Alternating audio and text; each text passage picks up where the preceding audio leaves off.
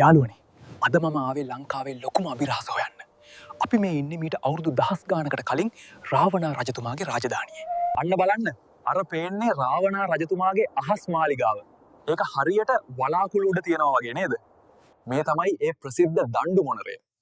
ඒ කාලේ මිනිස්සු අහසින් ගියේ කොහොමද කියන එක නම් මාරම මැජික් එකක් යාළුවනේ. හිස් 10ක් තිබුණා කියන්නේ ඇත්තටම 10 දෙනෙක්ගේ මොලේ වගේ මාර දැනුමක් තිබුණා කියන එකයි. මෙතුමා දක්ෂ වෛද්‍යවරයෙක්, සංගීතඥයෙක් සහ ඉංජිනේරුවෙක්. මේවා තමයි රාවණා රජතුමා පාවිච්චි කරපු හෙළ වෙදකමේ රහස් ඔෂඳ. මේ වයින් ඕනෑම ලෙඩක් සනීප කරන්න පුළුවන්ලු. අහන්නේ සද්දේ.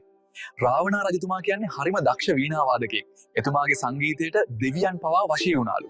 මේ ගල් කපලා තියෙන විදිහ බලන්න කිසිම මැෂින් එකක් නැතුව ඒ කාලේ මෙහෙම කළේ කොහොමද? මේක මාරම තාක්ෂණයක්.